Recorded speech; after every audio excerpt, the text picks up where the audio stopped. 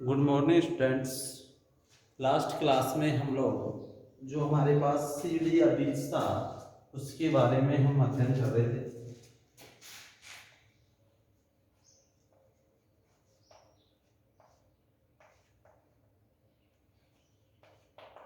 Seed के बारे में हम लोग पढ़ रहे थे। निषेचित बीजांड को ही क्या बोला जाता है?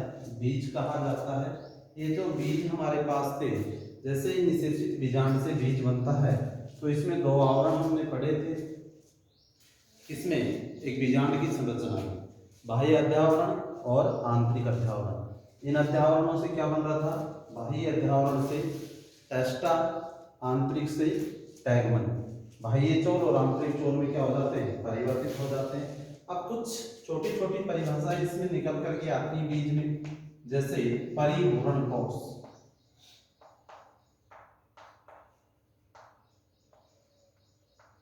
परिभ्रूण कोश नाम से ही स्पष्ट हो रहा है। परिभ्रूण कोश क्या हो जाएगा?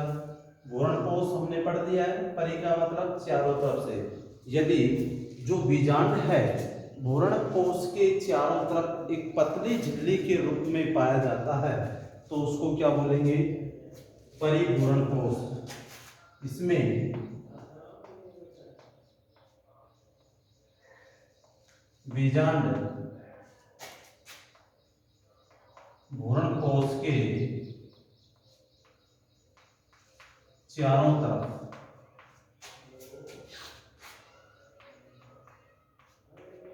एक पतली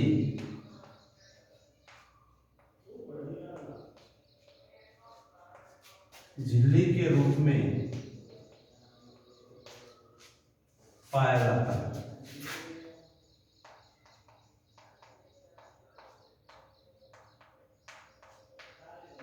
यहां बोले बीजांड जो है भ्रूण कोश के चारों तरफ एक पतली झिल्ली का आवरण पाया जाता है, या बीजांड भ्रूण कोश के चारों तरफ एक पतली झिल्ली के रूप में पाया जाएगा, उसको क्या बोलेंगे? परिभ्रूण कोश। ये भ्रूण कोश हो गया। इसके ऊपर में यदि एक पतली लेयर पाई जाएगी तो ये पतली लेयर क्या कहलाएगी? परिभ्रूण कोश। ठीक है। अब ये जो बीजांड वाली लेयर है परिभ्रूण कोश की, अंदर क्या हो जाएगा हमारे पास? भ्रूण कोश। उसके चारों तरफ बीजांड किसमें पाया जा रहा है? एक पतली झिल्ली के रूप में।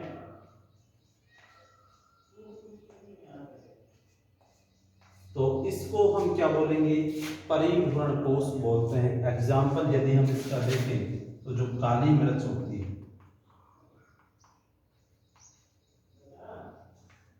क्लियर? परिभ्रूण कोश क्लियर हो गया।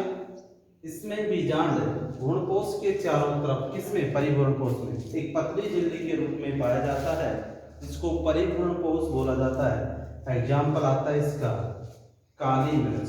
दूसरा होता है, मान लीजिए हमारे पास ऐसे एक शब्द होता है एरिल। एरिल क्या होता है?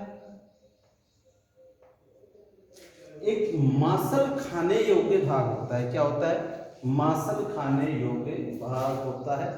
यदि भ्रूण कोश है और दूसरा क्या है? बीजांड। जिन पादपों में बीजांड एक मांसल खाने योग्य होता है उन्हें हम क्या कहेंगे? एरिल। ठीक है। मांसल खाने योग्य भाग किसका? जो बीजांड।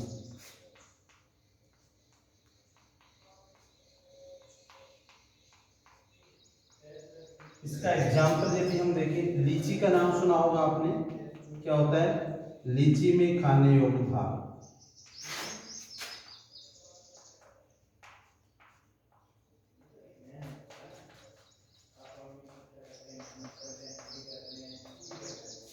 लीची में खाने योग्य भाग क्या कहलाता है? एरिल। ये क्वेश्चन काफी कंपटीशन दृष्टि से भी और एग्जाम में भी पूछा जा सकता है। अब यहाँ याद रखना बीजांड वाला, क्योंकि लिखा है मैंने ऊपर वाले में। यहाँ देखो, बीजांड यदि मांसल खाने योग्य भाग के रूप में परिवर्तित होता है या पाया जाता है तो उसको हम क्या बोलेंगे? एरिल। जिसका एग्जाम्पल क्या होता है? लीची में खाने योग्य भाग। क्वेश्चन कई बार पुटअप किए जाते हैं, लीची में खाने योग्य भाग को क्या कहा जाता है? तो क्या कहेंगे आंसर? एरिल। ठीक है।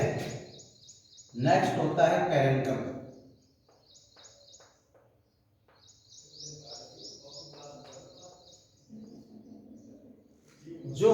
पास यूफोर्बिएसी कुल के पादप हैं, उनमें जो बीजांड होता है उसके तरफ या बीजांड द्वार की ओर एक छिद्र पाया जाता है, जिसको सॉरी सफेद रंग की संरचना छिद्र एक बीजपत्री में पाया जाएगा, जिसको ओपर्क्यूलम बोला जाता है।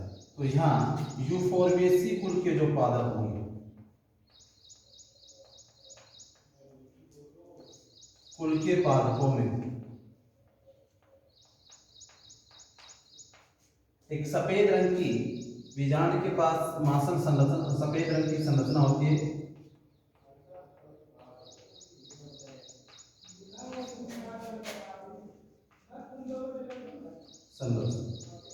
क्लियर? अब ये बीजांड वाला पार्ट इस सब में याद रखना है हमारे को। तो बीजांड की तरफ एक सफेद रंग की यूफोर्बिएसी कुल के पादपों में जो संरचना होगी उसको हम क्या बोलेंगे? कैरेंकल बोलते हैं। अब यदि हम देखें इसका एग्जाम्पल क्या आता है? अरंडी।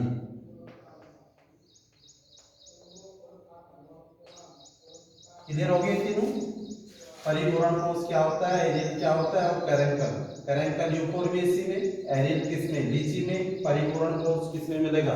काली मिर्च में देखने को मिलता है। यदि एक बीजपत्री पादपों की हम बात करें तो जो बीजांड द्वार होता है उसकी तरफ एक छिद्र पाया जाता है, जिसको ओपर्क्यूलम बोलते हैं। किसकी बात करें हम लोग? एक बीजपत्री की। एक बीजपत्री पादपों में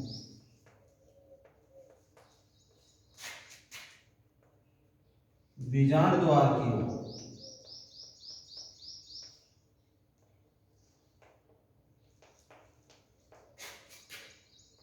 एक छिद्र पाया जाता है,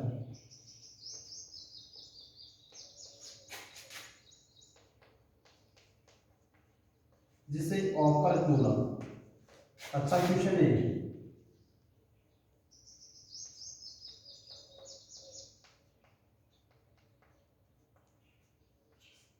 ओपर्क्यूलम कहते हैं।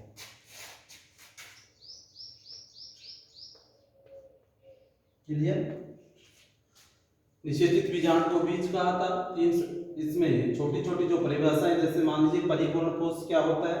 बीजांड जो है भ्रूण कोष के चारों तरफ एक पतली झिल्ली के रूप में होगा तो क्या कहलाएगा? परिपूर्ण कोष। इसमें देखने को मिलता है काली मिर्च।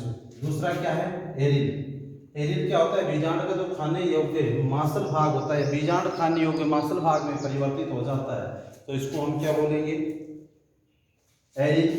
किसमें देखने को मिलता है? लीची में खाने योग्य भाग। अच्छा क्वेश्चन है, कई बार पूछा जाता है। लीची में खाने योग्य भाग को क्या कहा जाता है? एरिल। कैरेंकल यूफोर्बिएसी कुल के पादपों में बीजांड की तरफ एक सफेद रंग की जो संरचना बनती है बीजांड द्वार के पास, उसको हम क्या बोलेंगे? कैरेंकल। एग्जाम्पल होता है अरंडी।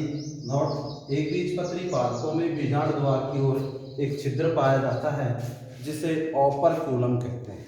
अब इसी के आधार पर हम देखते हैं जो हमारे पास बीज हैं वो कितने प्रकार के यहाँ पर देखे गए हैं। दो प्रकार डिवाइड किया गया है, एक तो अघूर्णनपोषी गैर एल्ब्यूमिनस और दूसरा है घूर्णनपोषी या एल्ब्यूमिनस।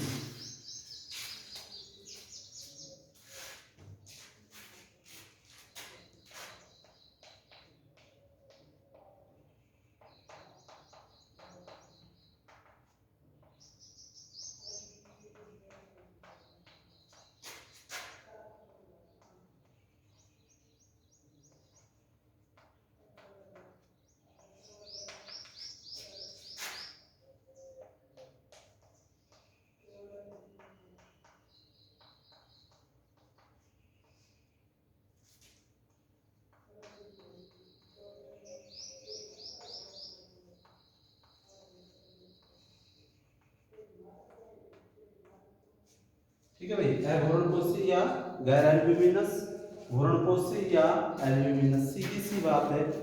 ये तो द्विबीजपत्री पादपों में होगा, ये एक बीजपत्री पादपों में, जिसके अंदर जो घूर्णनपोष है वो शेष नहीं बचता है, वो तो किस में आ जाएंगे? अघूर्णनपोष या गैर एल्ब्यूमिनस में। जिसमें शेष बच जाएगा वो किस में आएंगे?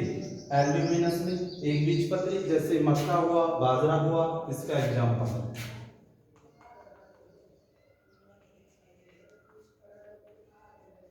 और इसका एग्जाम्पल हमारे पास आता है मूंगफली,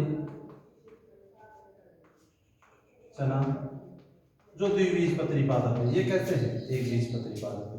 तो अभ्रूणपोषी या गैर एल्ब्यूमिनस ऐसे बीज जिनका संपूर्ण उपयोग कर लिया जाता है, सिंपल सी भाषा में उसको क्या बोलेंगे?